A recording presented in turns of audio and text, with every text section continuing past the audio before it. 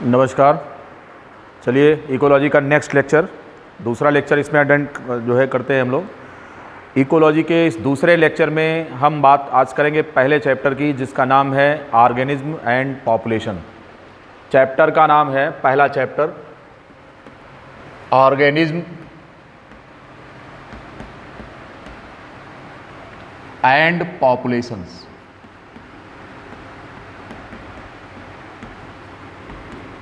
इस पर चर्चा करेंगे। एनसीईआरटी का चैप्टर 13 यूनिट इकोलॉजी है।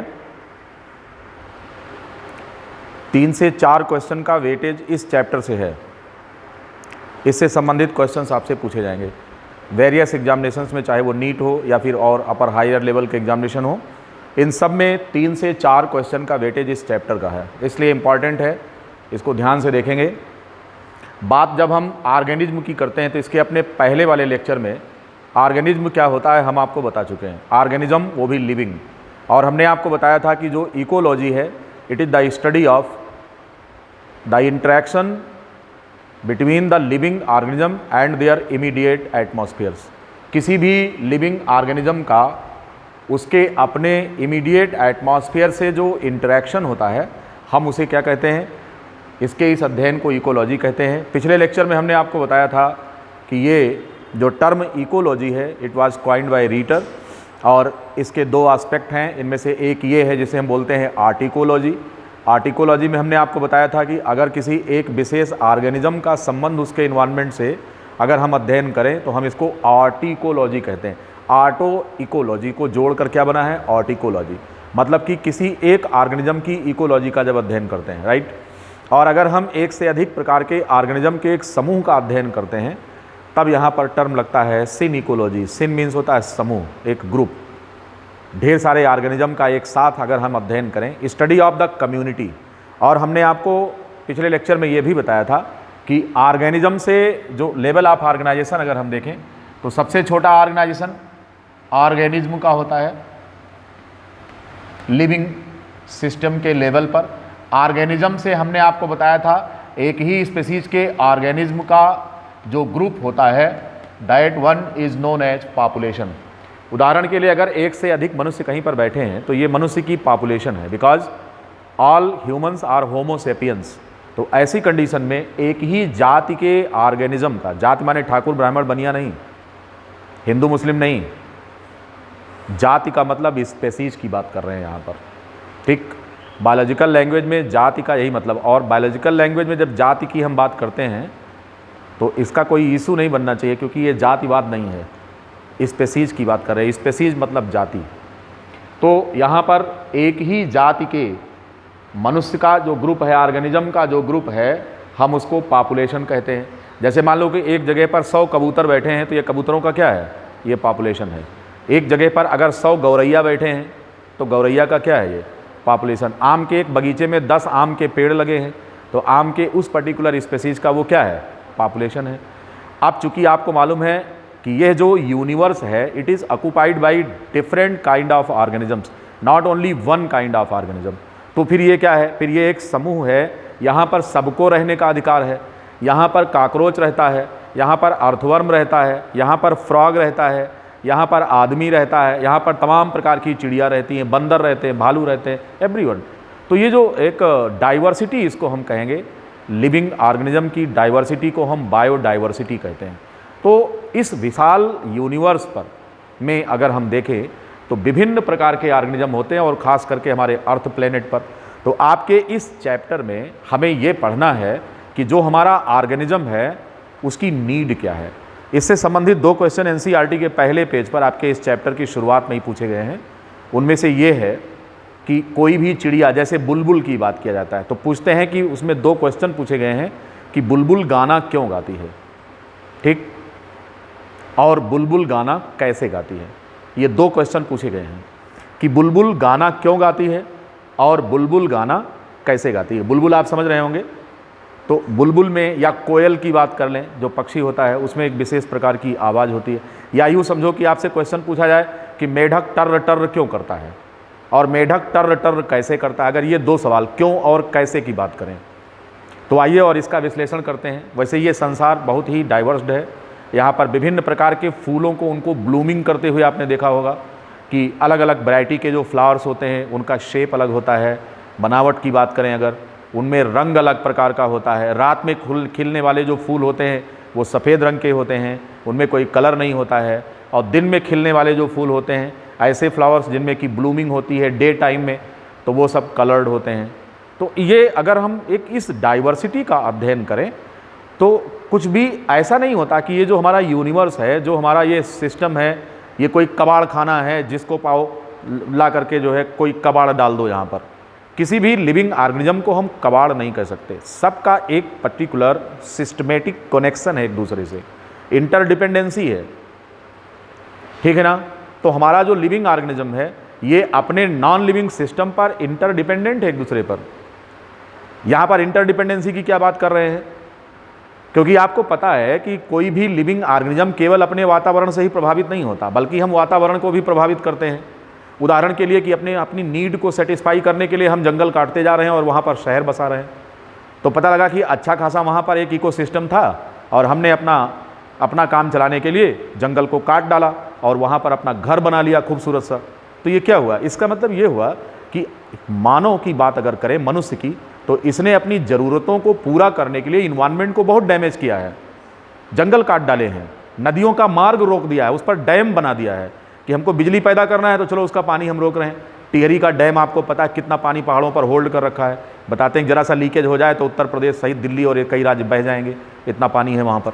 तो कुल मिलाकर के हम नदियों का मार्ग रोक रहे हैं, पहाड़ों को उनके जो ओरिजिनल उनका जो शेप है उसको कट करके उनमें टनल बना रहे हैं, पहाड़ के अंदर रेलवे चला रहे हैं, रेलगाड़ी चला रहे हैं। यहाँ ज़मीन पर रहने से नहीं मतलब होगा तो चलो पहाड़ पर चलते हैं। और छोड़ दो, इतना तो छोड़ दो, मनुष्य ने हद कर दिया, मंगल ग्रह पर 5 स्टार होटल बनाने की बात कर रहे हैं। हद हो गई एकदम से। कह रहे हैं शादी वहीं पर करेंगे, चलकर मंगल ग्रह पर करेंगे। तो आदमी कितना, सोचिए, मतलब अगर हम थोड़ा सा बिगड़े हुए शब्द में बोलें तो कितना बदमाश हो गया है कि ये बिल्कुल किसी को नहीं छोड़ना चाहता है। तो ऐसी कंडीशन में निश्चित रूप से इन्वायरमेंट से मनुष्य पर प्रभाव तो पड़ रहा है, परंतु मनुष्य ने अपने इमीडिएट इन्वायरमेंट को बहुत डैमेज करने का प्रयास किया। हमारा जो ये चैप्टर है ये इसी बात पर डेडिकेटेड है कि भैया हम लिविंग ऑर्गेनिज्म का आपस का इंटरेक्शन पढ़ लें और ये भी हम जान लें कि हमारे जो लिविंग ऑर्गेनिजम्स हैं वो वातावरण को कितना प्रभावित करते हैं और एक दूसरे पर इंटरडिपेंडेंसी से कैसे ये हमारा सिस्टम बैलेंस्ड फॉर्म में चल रहा है। क्योंकि इकोलॉजिकल अगर बैलेंस नहीं है तो सर्वाइवल की चिंता तो निश्चित रूप से हमको होनी चाहिए। कहीं अगर पता लगे जंगल नहीं रहेंगे तो जंगल से हमको जो तमाम प्रकार के फल फ्रूट्स प्राप्त होते हैं, जंगल में रहने वाले जानवरों का जो आशियाना है वो आप डिस्टर्ब कर रहे हैं। पता लगा कि जंगल काट डाल रहे हैं तो शेर आपके घर आएगा, आपके बच्चों को उठा ले जाएगा। कहीं ना कहीं सबको अपनी चिंता है, सबको अपने सर्वाइवल की चिंता है कि हम कैसे रहेंगे, हमारे बच्चे कैसे सर्वाइव करेंगे। तो निश्चित रूप से हमको यहाँ पर इन बातों पर ध्यान देना है। तो जैसे अभी हमने आपसे प्रश्न पूछा कि बुलबुल गाना क्यों गाती है और बुलबुल गाना कैसे गाती है, बिल्कुल सिंपल सा आंसर इसका है कि बुलबुल गाना अपने ब्रीडिंग सीजन में गाती है। बुलबुल में, बर्ड में सिंगिंग जो होती है, कोयल हर सीजन में नहीं गाती है। कोयल कब गाती है? वो बसंत के दिन में उसकी आवाज़ आती है, आपको सुनाई पड़ती है। वो ऐसा क्यों करती है? ऐसा इसलिए होता है क्योंकि वो एक प्रकार का कोर्टशिप डिस्प्ले मैकेनिज्म होता है। मींस ब्रीडिंग सीजन में अपोजिट सेक्स के पार्टनर को अट्रैक्ट करने के लिए, उसको बुलाने के लिए स्पेसिफिक वॉइस होती है जो वो आवाज़ निकालती है। ये ब्रीडिंग पर्पस है। तो अगर आपने एनसीईआरटी में जो सवाल पूछा गया है कि बुलबुल गाना क्यों गाती है, तो उसका जवाब क्या है? उसका जवाब ये है कि to attract the partner of opposite sex for the purpose of reproduction. Breeding के पर्पस से अपने पार्टनर को अट्रैक्ट करने के लिए बुलबुल क्या करती है? गाना गाती है। आप लाइट जला लीजिए वहाँ से, आप लाइट जला लीजिए। ठीक है, दूसरे प्रश्न का उत्तर क्या है? और जलाइए। हाँ बस ज़्यादा हो गई, लाइट बहुत हो गई है, थोड़ा कम करिए। हाँ नहीं, अब इधर जला लीजिए उसको, ज़्यादा लाइट हो गई है। हाँ इस तरफ वाली लाइट जलाओ, इधर वाली। वो पंखा आपने बंद कर दिया है। हाँ अब सही आ रही है। फैन चला लीजिए, अपना फैन चला लीजिए। हाँ आइए, ठीक है, अब कुछ लाइट सही हो गई। जी, शाम का समय है तो थोड़ा अंधेरा हो रहा था रूम में, कहा लाइट जलवा दें। आइए और बात करते हैं। तो तो पहले प्रश्न का उत्तर हमने दिया, बुलबुल गाना क्यों गाती है? Just to attract, just to call its opposite partner to have the reproductive relationship, right. दूसरा क्या है कि बुलबुल गाना कैसे गाती है? तो आपको पता है कि बर्ड में क्या होता है, जितने भी बर्ड्स होते हैं उनमें साउंड बॉक्स होता है। चिड़िया में क्या होता है? साउंड बॉक्स होता है। हमारे आप में भी साउंड बॉक्स होता है। हम भी तो गाना गाते हैं। गाना गाते हैं कि नहीं गाते हैं? बहुत सुंदर गाना गाते हैं फिल्मों का। उसी प्रकार से बर्ड्स गाना गाती हैं। तो गाना गाने के लिए उनमें क्या होता है? साउंड बॉक्स होता है। तो जितने भी मैमल्स होते हैं उनमें जो साउंड बॉक्स होता है उसको हम लैरिंग्स बोलते हैं। साउंड बॉक्स जो बर्ड में होता है, sound box in birds, it is known as, अब ये सवाल पूछा जा चुका है कंपटीशन में, इट इज द सिरिंग्स। अब बुलबुल गाना कैसे गाती है? तो with the help of its sound box that is known as syrinx, not only in birds, not only in bulbul but in other birds also. सभी में जो भी चिड़िया एक पर्टिकुलर साउंड प्रोड्यूस करती है तो निश्चित रूप से ये आवाज़ वो कहाँ से पैदा करती है?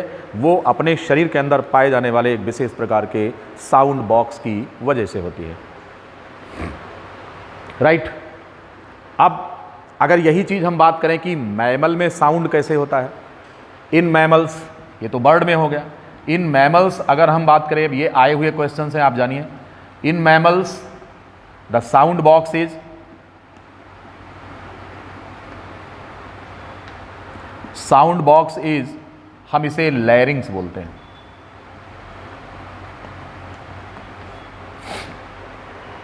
The sound box in mammal it is known as larynx. अब अगर बात करें हम इन मेल फ्रॉग, इस समय बारिश का समय है, आप देख रहे होंगे कि जब सवेरे आप मॉर्निंग वॉक जाइए और पानी कहीं आपके सड़क के दोनों किनारे पर कहीं भरा हुआ हो तो मेढक की टर टर की आवाज़ आपको सुनाई देगी। ये जो टर टर की आवाज़ है actually it is a kind of roaring by the male frog. Male frog की वजह से होता है। और मेल फ्रॉग के गले में जहाँ पर उसका साउंड बॉक्स होता है उस पर साउंड बॉक्स हम लोगों जैसा नहीं बल्कि वहाँ पर एक वोकल सैक होता है और इसी से वो साउंड प्रोड्यूस करता है। तो यहाँ पर साउंड के लिए वोकल सैक होता है। तो फ्रॉग में जो टर टर की आवाज़ होती है वो वोकल सैक की वजह से होता है। बर्ड्स में स्पेसिफिक जो सॉन्ग होता है उनका वो केवल ब्रीडिंग पर्पस से होता है और हम उसे सिरिंग्स कहते हैं। मैमल्स में यही चीज़ आवाज़ पैदा करने के लिए क्या होता है कि मैमल्स में लैरिंग्स होता है। तो विशेष प्रकार के स्ट्रक्चर अलग अलग ग्रुप के ऑर्गेनिज्म में होते हैं टू प्रोड्यूस द साउंड।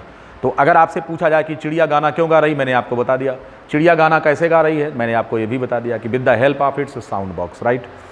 उसी पेज पर क्वेश्चन आपसे पूछा गया है कि ये जो सफ़ेद रंग के फूल होते हैं ये रात में क्यों खिलते हैं।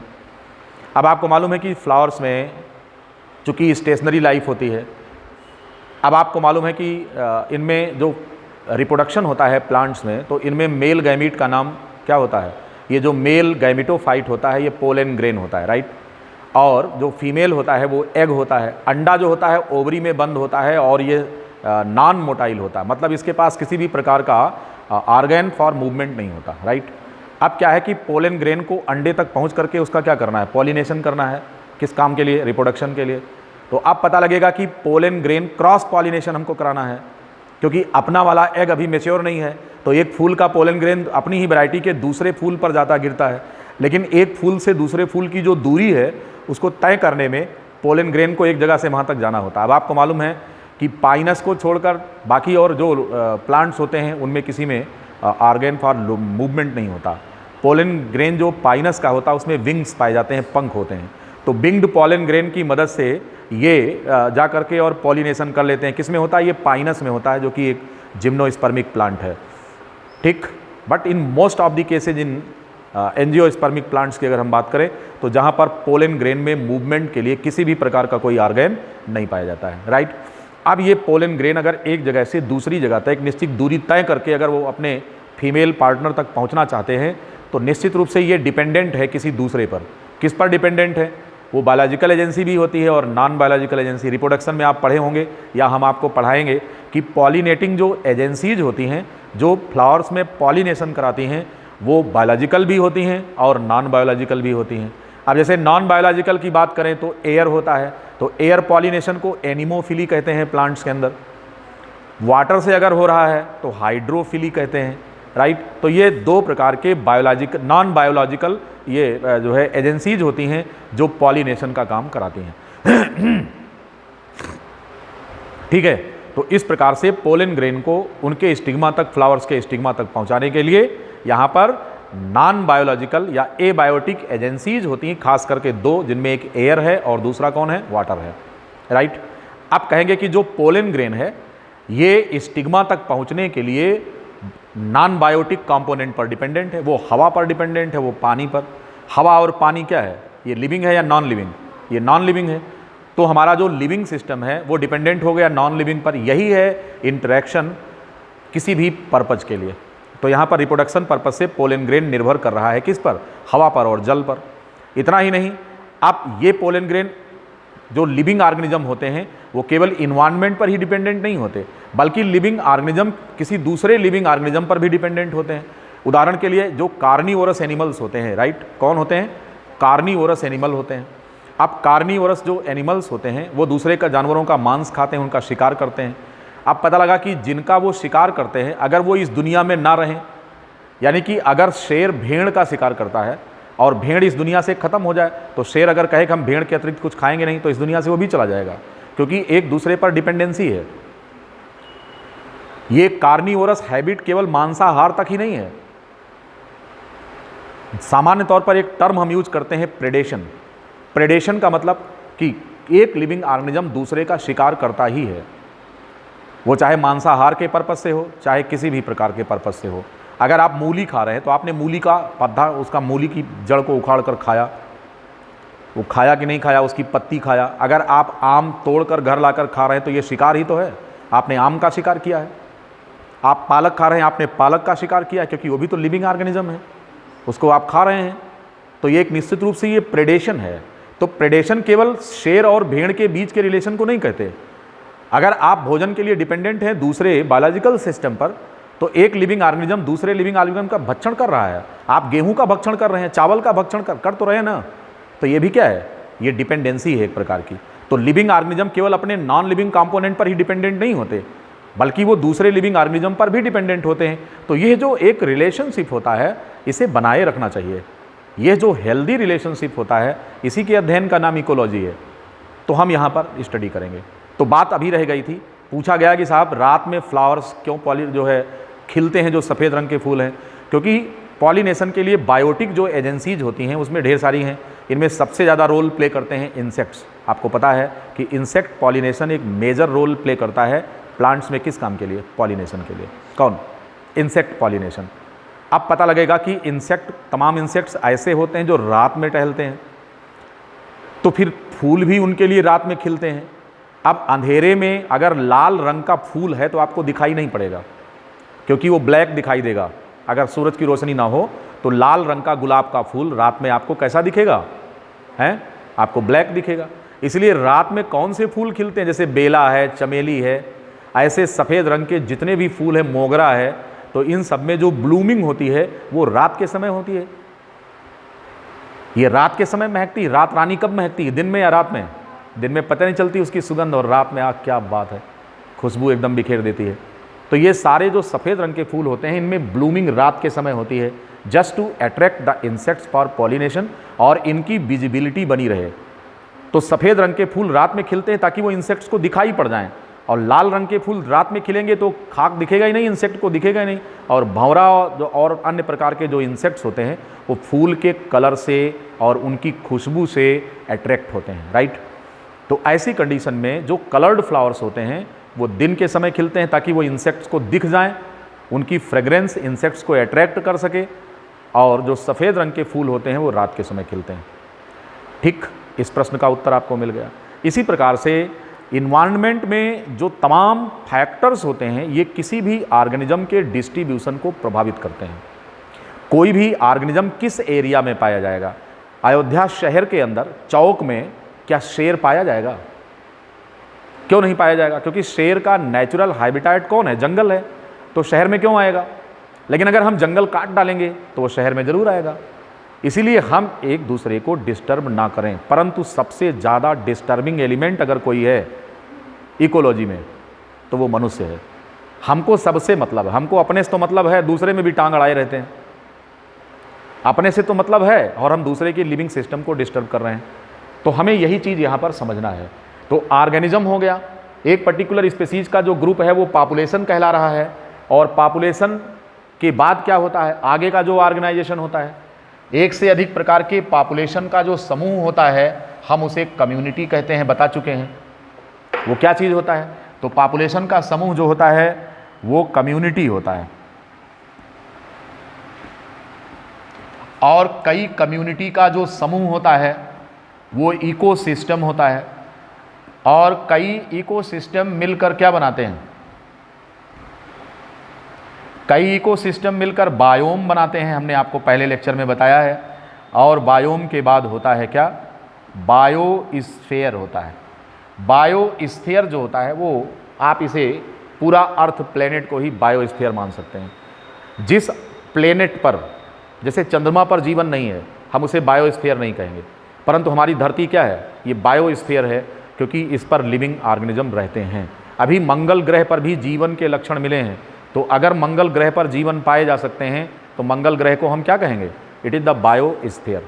No doubt biosphere non living होता है, परंतु नॉन लिविंग में लिविंग ऑर्गेनिज्म पाए जा रहे हैं, इसलिए पूरा ये सिस्टम जो होता है वो बायोस्फीयर कहलाता है। The area actually inhabited by the living organism is known as biosphere. ये जो बायोम होता है, ये बायोम निश्चित रूप से एक लिविंग कंपोनेंट है, ये लिविंग है ये, लेकिन बायोस्फीयर लिविंग नहीं है। बायोस्फीयर वो एरिया है जिसमें कि कोई लिविंग ऑर्गेनिज्म इनहेबिट करता है, उसे हम हैबिटेट कहते हैं। और हैबिटेट बहुत बड़ा हो जाए और डाइवर्स हो जाए तो वो क्या कहलाएगा, वो बायोस्फीयर होगा। तो यहाँ बायोम में और बायोस्फीयर में अगर पूछा जाए कि छोटा कौन है बड़ा कौन है, तो बायोम छोटा है, बायोस्फीयर बड़ा है। क्योंकि बायोस्फीयर आप संपूर्ण धरती को आप समझ लीजिए, और बायोम जो हो सकता है वो अलग अलग प्रकार का होता है। तो इस दुनिया में कितने प्रकार के बायोम होते हैं, इसका डिस्कशन हमने अपने एक चार्ट के माध्यम से करने का प्रयास किया है। ये आपकी NCERT का डायग्राम है जिस पर सवाल आपसे पूछे जाते हैं। कितने प्रकार के बायोम होते हैं उनकी हम लिस्ट बना रहे हैं यहाँ पर, और इन बायोम की रेंज क्या होती है, कैसे कोई भी बायोम किस एरिया में पाया जाएगा इसका डिसीजन लिया जाता है। ये बहुत इंपॉर्टेंट चीज़ है। तो आइए और अगला डिस्कशन हम अपने इसी डायग्राम पर करने चल रहे हैं। बात चूँकि आ गई बायोम की, तो आइए और इसी बायोम पर थोड़ी चर्चा कर लें। इस डायग्राम में आप देखेंगे यहाँ पर, तो किसी भी ऑर्गेनिज्म के डिस्ट्रीब्यूशन को प्रभावित करने के लिए कि कौन सा बायोम कहाँ पर होगा, इसके लिए कुछ खास प्रकार के फैक्टर्स जिम्मेदार होते हैं, जिनको हम एबायोटिक फैक्टर्स कहते हैं। दरअसल में जब हम इकोसिस्टम की बात करते हैं, हम किसी इकोसिस्टम की बात करते हैं, क्योंकि इसके लिए एक सेपरेट चैप्टर है जिस पर हम चर्चा आपसे करेंगे। तो हम बहुत थोड़े में इकोसिस्टम समझाना नहीं चाह रहे हैं, लेकिन बिना इकोसिस्टम बताए हम बायोम तक पहुंच नहीं सकते। तो इसीलिए जब कई कम्युनिटीज़ मिल करके एक जगह पर रहती हैं तो वो इकोसिस्टम होता है। इस इकोसिस्टम के जो कंपोनेंट्स होते हैं, अगर हम बात करें कंपोनेंट्स ऑफ इकोसिस्टम, तो यहाँ पर बायोटिक और एबायोटिक कंपोनेंट्स होते हैं। एबायोटिक कंपोनेंट्स होते हैं। और कौन से कंपोनेंट होते हैं, और होते हैं बायोटिक कंपोनेंट्स।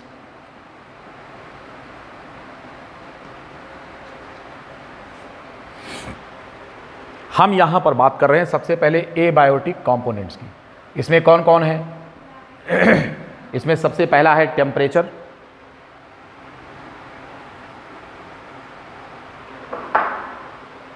सबसे पहला है टेम्परेचर, फिर इसके बाद है वाटर, फिर इसके बाद है लाइट और सॉयल। ये चार मुख्य रूप से जो है क्या है, ये एबायोटिक कंपोनेंट्स होते हैं। चार ये मेन एबायोटिक कंपोनेंट्स किसी भी इकोसिस्टम के होते हैं। इनमें से पहला है एबायोटिक कंपोनेंट, क्या नाम है, टेम्परेचर, दूसरा है वाटर, तीसरा है लाइट और चौथा है सॉयल। ये चार डिफरेंट प्रकार के एबायोटिक फैक्टर्स हैं जो किसी भी लिविंग ऑर्गेनिज्म को मजबूर करते हैं कि वो एक पर्टिकुलर एरिया तक सीमित रहे, उसके डिस्ट्रीब्यूशन को प्रभावित करते हैं। जैसे जंगल शेर में पाया जाएगा, मछली पानी में पाई जाएगी, ठीक है, एम्फीबियंस जमीन पर पाए जाएंगे और पानी दोनों जगह पाए जाएंगे, ठीक। किसी जगह पर कोई पेड़ उगता है, कहीं पर नहीं उगता है। तो ये सारी चीज़ें जो होती हैं वो किससे डिसाइड हो रही हैं? टेम्परेचर, वाटर, लाइट और सॉयल। ये किसी भी ऑर्गेनिज्म को, उसके डिस्ट्रीब्यूशन को प्रभावित करते हैं कि कोई भी लिविंग ऑर्गेनिज्म किस एरिया में पाया जाएगा। बस इसी आधार पर अब इनको, इन सारे फैक्टर्स को वन बाय वन हम डिस्कस करेंगे और जो बायोटिक कंपोनेंट्स होते हैं इन पर भी हम डिस्कशन करेंगे। लेकिन पहले हम इस चार्ट को समझ लेते हैं, इस ग्राफ को। कितने प्रकार का बायोम यहाँ पर पाया जाता है। तो आप समझ रहे हैं कि इकोसिस्टम छोटा होता है, बायोम उससे बड़ा होता है। इकोसिस्टम हमने आपको बताया था कि इकोसिस्टम बहुत छोटा हो सकता है, माइक्रो साइज का हो सकता है। वो कैसे? जैसे आपके माउथ के अंदर, आपके मुंह में तमाम प्रकार के बैक्टीरिया रह रहे हैं इस समय। आपके शरीर के अंदर, आपके माउथ में, आपकी बक्कल कैविटी में, आपके टूथ गम्स में बैक्टीरिया रहते हैं। अब ये एक प्रकार का इकोसिस्टम है, राइट।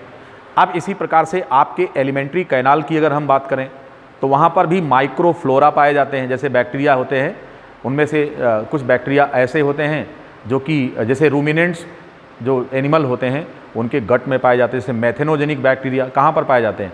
गाय के स्टमच में होते हैं, जानवरों के, पशुओं के स्टमच में होते हैं, रूमिनेंट्स होते हैं। इनको हम क्या नाम देते हैं? मैथेनोजेनिक बैक्टीरिया कहते हैं। आपकी इंटेस्टाइन में भी तमाम ऐसे बैक्टीरिया, माइक्रोफ्लोरा हैं जो आपके लिए बेनिफिशियल एक्टिविटीज़ करते हैं, आपके लिए कुछ वाइटामिन्स का निर्माण करते हैं, ठीक है। तो इस प्रकार से आपका एलिमेंट्री कैनाल जो होता है, आपकी जो स्मॉल इंटेस्टाइन होती है, that is also an example of ecosystem. It is of micro size. अब यहाँ से, शरीर से निकलकर जब हम बाहर चलते हैं तो डिफरेंट प्रकार के इकोसिस्टम्स होते हैं। जैसे पॉन्ड वाटर इकोसिस्टम होता है, जैसे ग्रासलैंड इकोसिस्टम होता है, जैसे एक पेड़ का इकोसिस्टम हो सकता है, ठीक है, जैसे कि मैरीन वाटर इकोसिस्टम हो सकता है, क्योंकि पानी एक मीठा पानी होता है, एक खारा पानी होता है। इनलैंड वाटर जो होता है वो फ्रेश वाटर होता है, और बाकी जो होते हैं वो समुद्री पानी को हम जो है मैरीन वाटर कहते हैं। खारापन, वहाँ पर साल्ट के परसेंटेज से उसको हम, उसकी क्वालिटी को डिसाइड करते हैं। ये सारे फैक्टर्स जो होते हैं ये कहीं ना कहीं लिविंग ऑर्गेनिज्म के डिस्ट्रीब्यूशन को प्रभावित कर रहे हैं। तो ये इकोसिस्टम कई प्रकार का हो गया। ये मैन मेड भी हो सकता है और ये नेचुरल हो सकता है। अब मैन मेड में जैसे आप ड्राइंग रूम में एक्वेरियम बना लिए हैं लाकर, तो ड्राइंग रूम में आपने एक्वेरियम बनाया तो अपने आप तो बना नहीं, आप लाके बनाए हैं। तो ये कौन सा है? ये मैन मेड इकोसिस्टम है।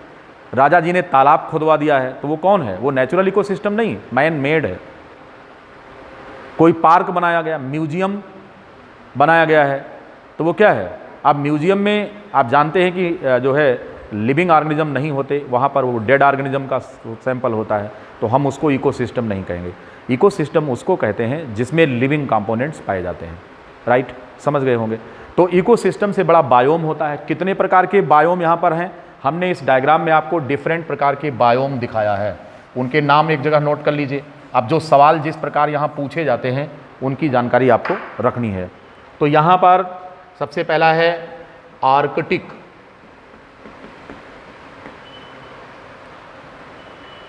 या अल्पाइन होता है, टुंड्रा।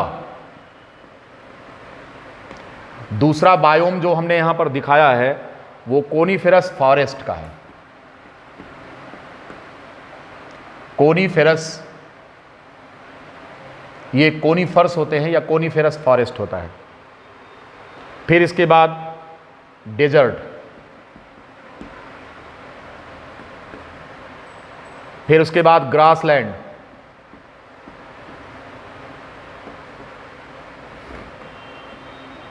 फिर इसके बाद टेम्परेट,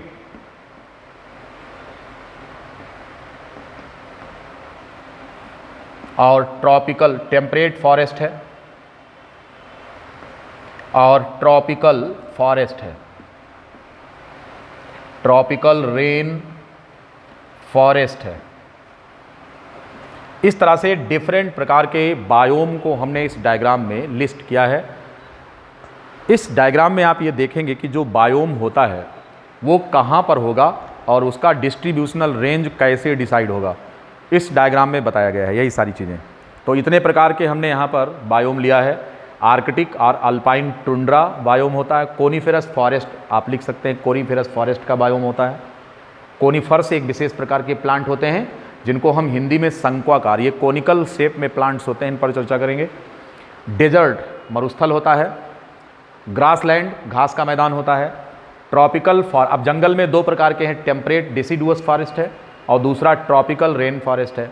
और ये कुल मिलाकर के ये 6 बायोम इस प्रकार से यहाँ पर इस चार्ट में दिखाए गए हैं, इस फिगर में दिखाए गए हैं। ठीक है, यहाँ पर हमने मीन एनुअल प्रेसिपिटेशन लिया है।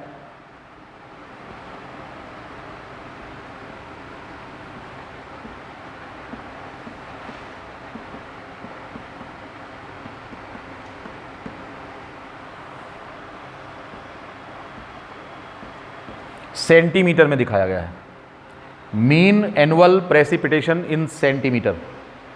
और हमने दूसरे एक्सिस पर यहां लिया है मीन एनुअल टेम्परेचर। तो इसकी जो वर्टिकल एक्सिस है इस डायग्राम की, इस पर हमने टेम्परेचर लिया है और सब डिग्री सेंटीग्रेड में है। किस में है ये डिग्री सेंटीग्रेड में टेम्परेचर लिया गया है इसकी वर्टिकल एक्सिस पर। और इसकी हॉरिजॉन्टल एक्सिस पर हमने मीन एनुअल प्रेसिपिटेशन दिखाया है, प्रतिवर्ष कितना प्रेसिपिटेशन होता है इस पर। पहले आप समझ लीजिए कि प्रेसिपिटेशन क्या चीज होता है।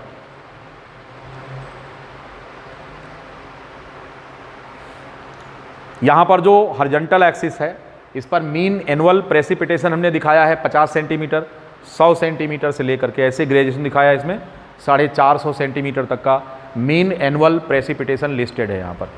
और वाई एक्सिस पर अगर हम देखें यहाँ तो टेम्परेचर यहाँ दिखाया गया है, सब जीरो टेम्परेचर यानी जीरो से नीचे, -5, -10, -15। जैसे जैसे नीचे आएंगे टेम्परेचर घटेगा और ऊपर चलेंगे तो टेम्परेचर बढ़ेगा। अब जीरो से ऊपर 5 degree centigrade, 10 degree centigrade, 15 degree centigrade, 20 degree centigrade, 25 degree और 30 डिग्री सेंटीग्रेड, इस प्रकार से आपके वर्टिकल एक्सिस पर यहाँ पर टेम्परेचर को दिखाया गया है। बात समझ में आ गई? ठीक है, कितने एबायोटिक फैक्टर हमने ले रखे हैं यहाँ पर? 2। एक कौन? एनुअल प्रेसिपिटेशन यानी वाटर कंटेंट कितना है, और दूसरा हमने क्या ले रखा है कि टेम्परेचर कितना है। यहाँ पर डिस्ट्रीब्यूशन में हमने सॉयल और लाइट ये दोनों नहीं दिखाया है। ठीक, हम उस आधार पर भी बायोम को डिसाइड कर सकते हैं, लेकिन एनसीईआरटी ने जो डायग्राम आपको दिया है इन्हीं पर संबंधित सवाल आपसे पूछे जाएंगे, इसलिए यहाँ पर इसका डिस्कशन जरूरी था। राइट, हमेशा ध्यान रहे कि कोई भी प्लांट या कोई भी एनिमल, कम से कम उसको पानी की नीड तो होती ही है, और उसका एक निश्चित रेंज ऑफ डिस्ट्रीब्यूशन होता है टेम्परेचर के आधार पर। पता लगेगा कि टेम्परेचर कहीं बहुत ज़्यादा है तो वहाँ पर वही एनिमल रह पाएंगे जो स्पेशल एडाप्टेशन वाले होते हैं। कहीं पर पानी बिल्कुल नहीं है तो बिना स्पेशल एडाप्टेशन के कोई ऑर्गेनिज्म वहाँ पर नहीं रह पाएगा। उदाहरण के लिए अगर हम बात ये करें कि आपको ऐसी जगह भेज दिया जाए जहाँ पर पानी नहीं होता, तो क्या आपका सर्वाइवल वहाँ हो पाएगा? नहीं हो पाएगा। वहाँ पर कुछ विशेष प्रकार के एडाप्टेशन वाले एनिमल रह सकते हैं। उदाहरण के लिए कंगारू रैट एक प्रकार का एनिमल है जो कि पानी नहीं पीता है, वो मेटाबॉलिक वाटर से काम चला लेता है। भोजन जो करेगा उससे आपको वाटर कंटेंट उसको पर्याप्त मात्रा में मिल जाता है। इसके अलावा वो अपनी बॉडी का फैट बर्न करके और उसमें से पानी निकालता है, इसको हम मेटाबॉलिक वाटर कहते हैं। तो ये मेटाबॉलिक वाटर का कंजम्पशन कंगारू रैट करता है। अब कंगारू रैट वहीं पर पाया जाएगा, वहाँ पाया जा सकता है जहाँ पर पानी नहीं है, लेकिन आप नहीं हो सकते। ठीक है, दुनिया में कुछ ऐसे एनिमल बिना पानी के रह ही नहीं सकते, वो ढेर सारे हैं। जैसे तमाम एक्वाटिक, जब एनिलिड्स की आप बात कर लीजिए, या फिर आप एम्फीबियंस की बात कर लीजिए, या फिर आप बात कर लीजिए मछलियों की, खास करके कि वाटर जो हैबिटेट है उनके लिए, उसके अतिरिक्त उनका जीवन कहीं संभव नहीं है। तो यह जो डिस्ट्रीब्यूशन है ऑर्गेनिज्म का, इस पर 2 इंपॉर्टेंट फैक्टर्स का बहुत ज़बरदस्त रोल है। एक है टेम्परेचर और दूसरा कौन है? Water content. यहाँ पर वाटर कंटेंट को हम एक टेक्निकल टर्म दे रहे हैं जिसको प्रेसिपिटेशन कहा जाता है। हमारे इस अर्थ प्लेनेट पर पानी किसी भी रूप में आवे वो क्या कहलाएगा? वो प्रेसिपिटेशन कहलाएगा। जैसे समुद्र का पानी भाप बन करके ऊपर चला गया, बाद में वो कंडेंस होकर बारिश करके नीचे आता है, तो ये रेन वाटर कहलाएगा। ये भी प्रेसिपिटेशन का हिस्सा है, लेकिन केवल यही प्रेसिपिटेशन का कारण नहीं है। प्रेसिपिटेशन का कारण रात के समय जो ओस पड़ती है वो भी होता है। या फिर जो है बर्फबारी हो रही है, स्नोफॉल हो रहा है, यानी कि वाटर किसी भी रूप में धरती पर गिरे, चाहे वो वाटर लिक्विड के रूप में, चाहे वो आइस के रूप में, स्नो के रूप में, किसी भी रूप में गिरे, या फिर ओस के रूप में आकर गिरे, या फिर ये किसी भी रूप में कंडेंसेशन जो होगा, that is known as precipitation. Condensation in any form is known as precipitation. क्या कहते हैं इसको? What is the precipitation?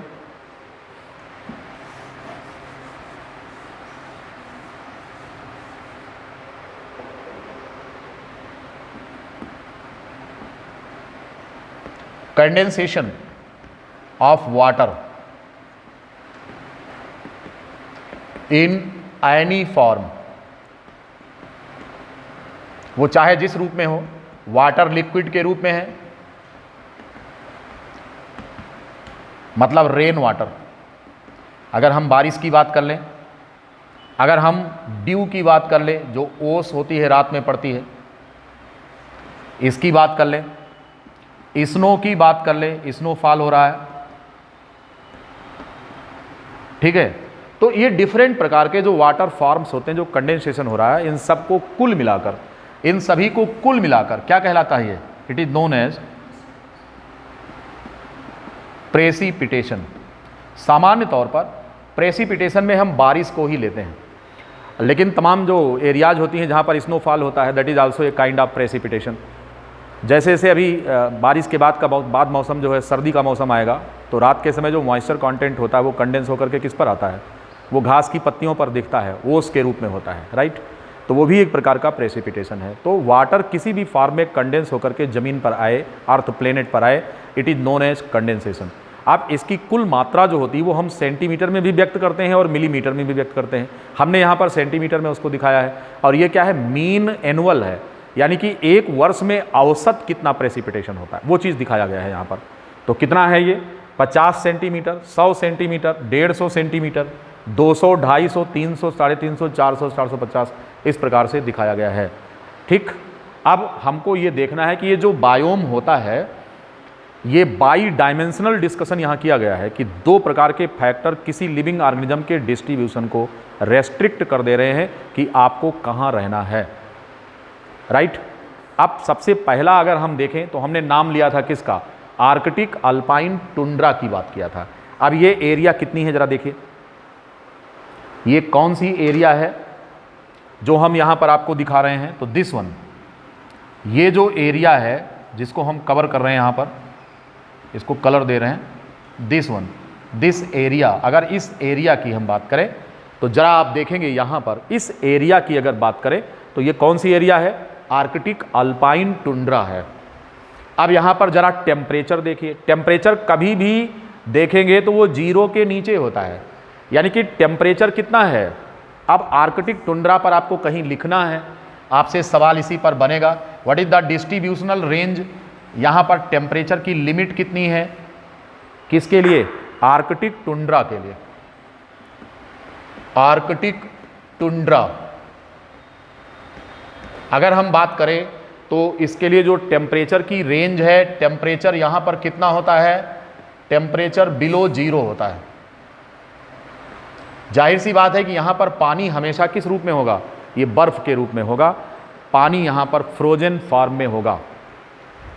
यहाँ पर पूरे वर्ष भर बर्फ जमी रहती है और टेम्परेचर यहाँ पर सब 0 टेम्परेचर होता है।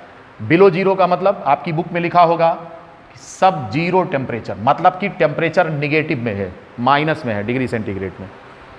0 के नीचे का ही इसका डिस्ट्रीब्यूशनल रेंज दिखाया गया है। अधिकतम जाएगा तो 0 तक जाएगा, 0 को एक्सीड नहीं कर रहा। अगर 0 तक को एक्सीड नहीं कर रहा तो पानी 0 पर हमेशा किस रूप में रहता है? वो सॉलिड फॉर्म में होता है, बर्फ के रूप में। तो पूरे साल भर यहाँ बर्फ जमी रहती है। इस एरिया में पाए जाने वाले जो एनिमल्स और प्लांट का जो समूह होता है, that is known as Arctic और अल्पाइन टुंड्रा बायोम कहते हैं इसको। ये बात समझ में आ गई होगी आपको। आप कहेंगे कि मीन एनुअल प्रेसिपिटेशन, तो प्रेसिपिटेशन अगर आप देखें तो इस एक्सिस पर प्रेसिपिटेशन मीन एनुअल 150 से अंदर ही रहता है, ठीक। तो यहाँ पर जो मीन एनुअल प्रेसिपिटेशन होता है वो कितना होता है? तो इट इज नॉट एक्सीडिंग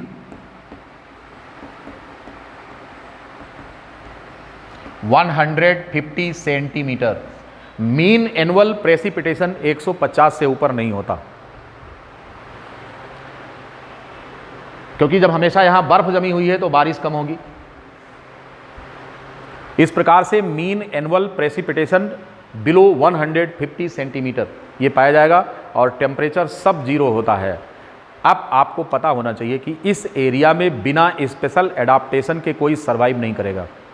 अगर मनुष्य को यहाँ बैठा दिया जाए तो बहुत ही तगड़ी जैकेट और ये सब पहनकर जाना पड़ेगा, ऐसे तो आप रह नहीं पाएंगे वहाँ। या फिर आपके शरीर के अंदर कुछ खास प्रकार के परिवर्तन हो, तो without special adaptation survival is not possible here.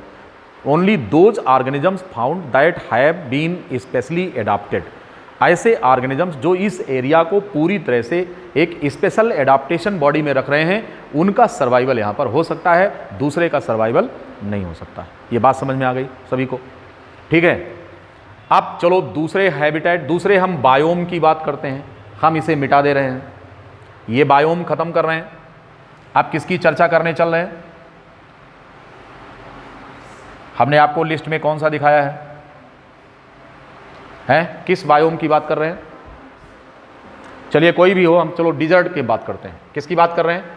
हम डिजर्ट की बात कर रहे हैं। अब डिजर्ट कौन सा है जरा ये देखिए। यहां पर डिजर्ट कौन सी एरिया है? दिस वन, जिसको हम कलर कर रहे हैं यहां पर। इस एरिया को हम क्या बोलेंगे? इस एरिया को हम डिजर्ट बोल रहे हैं। जरा ध्यान से देखिए, this one, this area is now known as desert. क्या बोलेंगे इसको? This area is known as desert. अब अगर हम यहां देखें तो मीन एनुअल प्रेसिपिटेशन और टेम्परेचर की रेंज आप देख सकते हैं। टेम्परेचर कितना है? 0 से लेकर के 20 डिग्री तक है। टेम्परेचर की रेंज कितनी है? 0 to 20 degree centigrade mean annual temperature. Desert पर आप लिख लेंगे कि मीन एनुअल, डेजर्ट की अगर हम बात करें, आर्कटिक टुंड्रा को हटा दें और डेजर्ट की बात करें,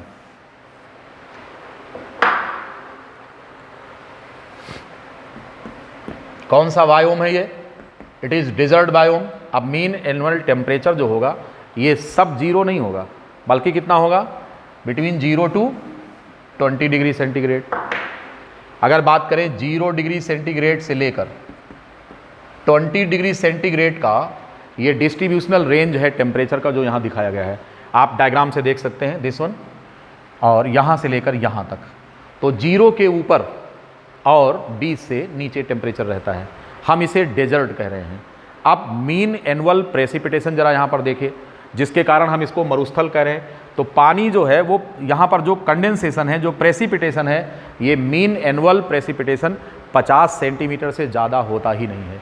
कितना होता है? तो precipitation not exceeding 50 centimetre. Mean annual precipitation desert के लिए कितना होगा? 50 सेंटीमीटर से एक्सीड नहीं करेगा। मतलब क्या हुआ? यहाँ पर किल्लत है, किस चीज़ की? यहाँ वाटर की किल्लत है, पानी की स्कार्सिटी बनी हुई है। वाटर यहाँ पर अवेलेबिलिटी जो है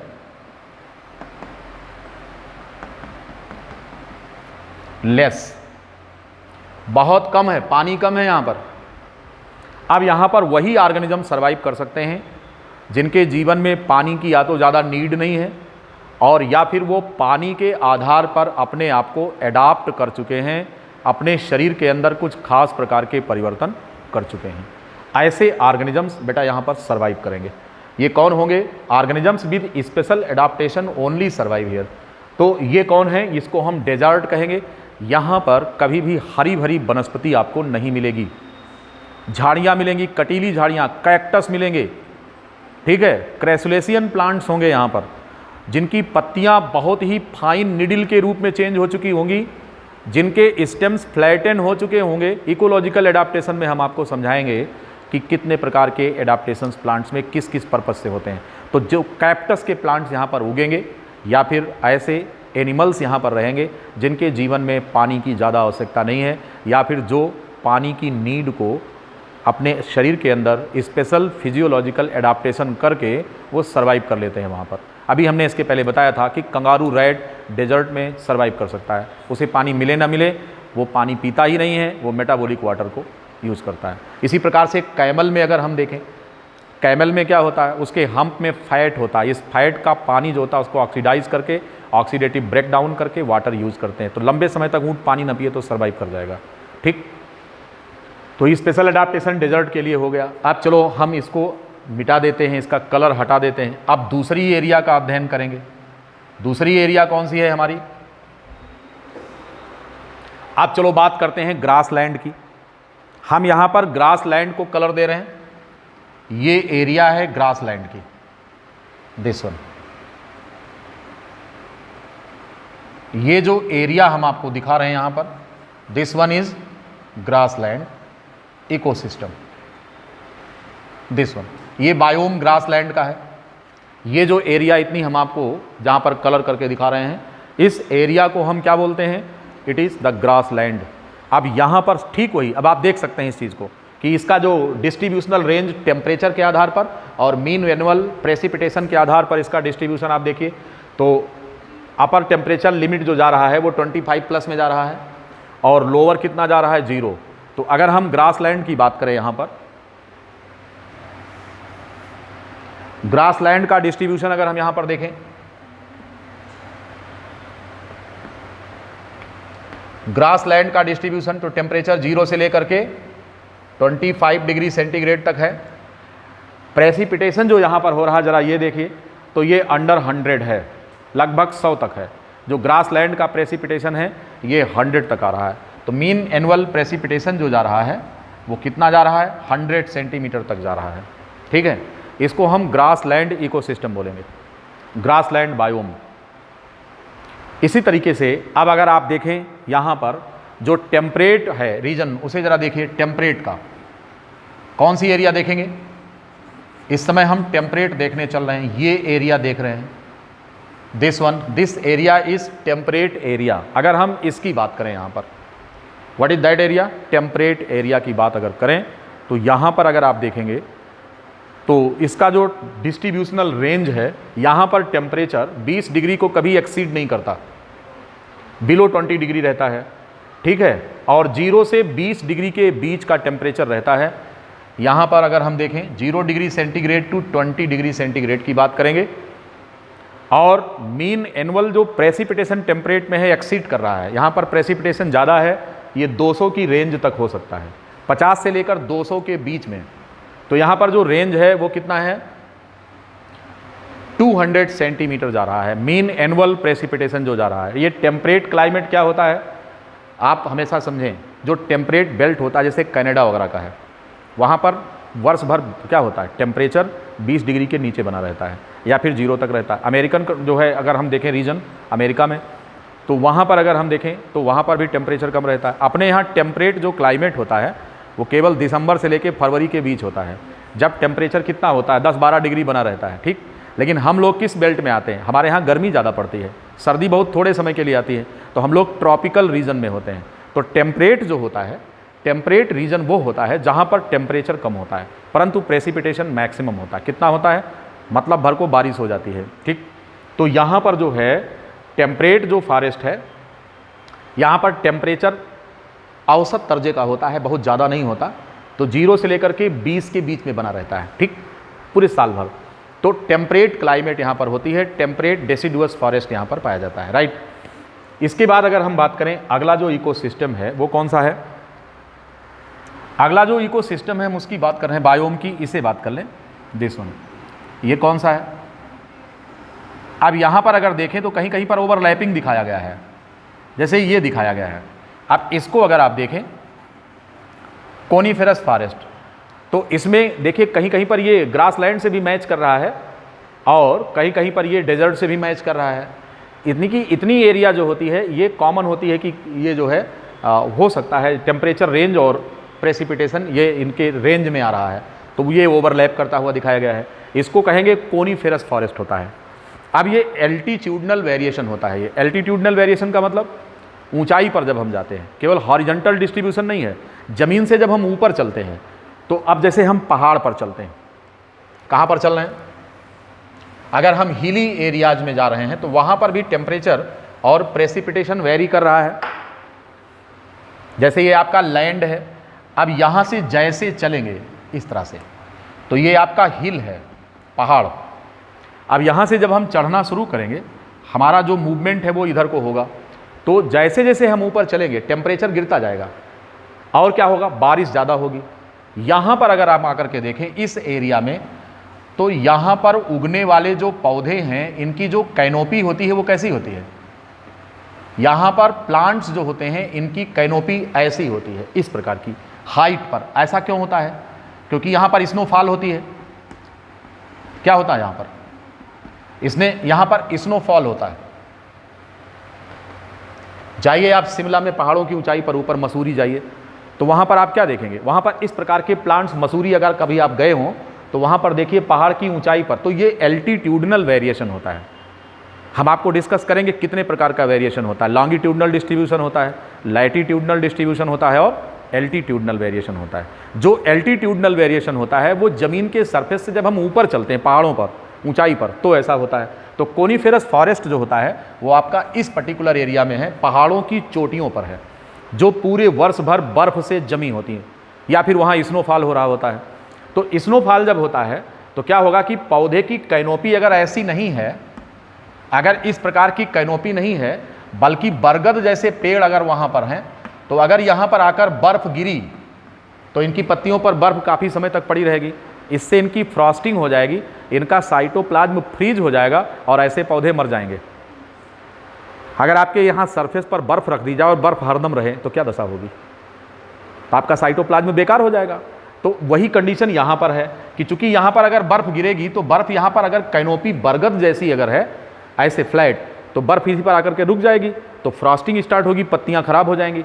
इसीलिए यहाँ पर कोनीफेरस फॉरेस्ट होते हैं, एक प्रकार का एडाप्टेशन होता है। अब क्या होगा कि अगर बर्फ़ यहाँ पर गिर रही है तो ये सरक कर नीचे चली जाती है ऐसे, अब इनकी पत्तियों पर रुकने नहीं पाती है, तो it is a kind of specific adaptation. इसीलिए ऐसे प्लांट्स को कोनीफेरस फॉरेस्ट कहा जाता है। शंक्वाकार वृक्ष कहते हैं इनको। उदाहरण के जैसे देवदार के पौधे होते हैं। अब देवदार के पौधे यहाँ मैदानी भाग में नहीं मिलेंगे, कहाँ पर मिलेंगे, ये पहाड़ों की ऊंचाई पर मिलेंगे। चीड़ के पौधे होते हैं, देवदार के पौधे, तो इनकी कैनोपी जो होती है वो कोनिकल होती है ऐसे। इनकी कैनोपी माने जो बनावट इनकी होती है वो कोनिकल होती है, शंक्वाकार होती है। तो इस प्रकार से ऐसी कैनोपी होगी, बर्फ़ यहाँ से गिरेगी तो सरक करके ये नीचे चली जाएगी। ये बात समझ में आ गई आपको। तो इस प्रकार से ये कोनीफेरस फॉरेस्ट होता है। तो अब यहाँ पर देखें एरिया ग्रासलैंड है। आगे चलेंगे, यहाँ पर कौन होगा, ट्रॉपिकल होगा। और ऊपर चलेंगे तो कौन सा होगा, टेम्परेट होगा। और ऊपर जाएंगे तो क्या मिलेगा आपको, कोनीफेरस मिलेगा। अब देखिए यहां पर एल्टीट्यूडनल वेरिएशन कैसे मिला। ग्रासलैंड से आगे बढ़े तो कौन मिला, tropical.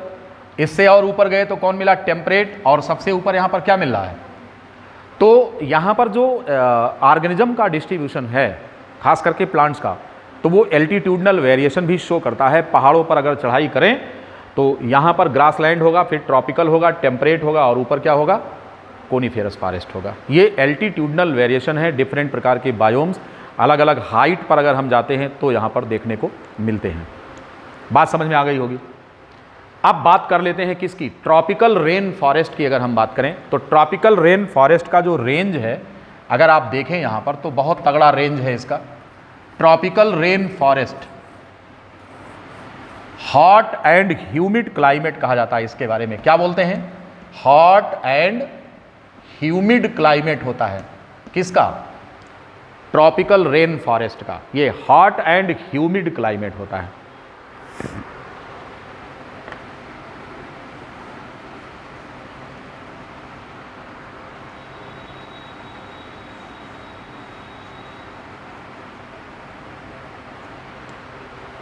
Hot and humid climate होता है इसका। अब आप देखेंगे हॉट का मतलब क्या हो गया, 15 के नीचे टेम्परेचर आ ही नहीं रहा है, और इसके ऊपर 30-35 तक टेम्परेचर हो सकता है, राइट। ये है। अब प्रेसिपिटेशन अगर आप देखेंगे तो प्रेसिपिटेशन भी 150 के लगभग बना हुआ है, इससे कम नहीं है, ठीक। तो मोर देन 100 तो हम मान ही लेंगे, यानी कि 150 से लेकर के टेम्परेचर का रेंज 400 तक हो सकता है। अब अगर 400 तो है तो ये कौन सी एरिया है हिंदुस्तान में, आप बताएंगे। मसीनराम, चेरापूंजी, यहाँ सब क्या हो रहा है, बारिश बहुत ज़्यादा हो रही है और गर्मी भी हो रही है। हॉट एंड ह्यूमिड क्लाइमेट, जहाँ पर वातावरण में नमी ज़्यादा हो और गर्मी ज़्यादा हो, ये वो एरिया होती है, सब ट्रॉपिकल रेन फॉरेस्ट इसको कहा जाता है। ये बात समझ में आ गई ना। तो टेम्परेचर यहाँ पर इसका जो टेम्परेचर का रेंज है 15 से ऊपर होता है, 30 डिग्री 35 डिग्री टेम्परेचर 40 तक हो सकता है, और जो एनुअल प्रेसिपिटेशन है वो 100 प्लस में जाकर के और मैक्सिमम 400 तक होता है। तो it is the distribution range of these type of biomes, जो हमने आपको डिस्कशन किया कि ये बायोम कौन कौन से होते हैं, इनका डिस्ट्रीब्यूशन में किसका प्रभाव ज़्यादा होता है।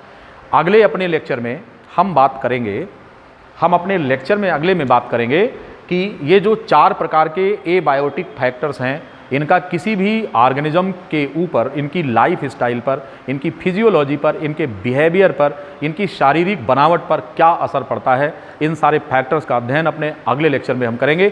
उम्मीद है कि आपको इकोलॉजी के ये सारे लेक्चर बहुत इंटरेस्टिंग होते जा रहे होंगे, आपको मज़ा आ रहा होगा कि ये क्या है, आप पढ़ाई अच्छी करेंगे। ठीक है, आज के इस लेक्चर के लिए इतना। 56 मिनट का ये वीडियो बनने जा रहा है, पर्याप्त है। ठीक है, मौज करो।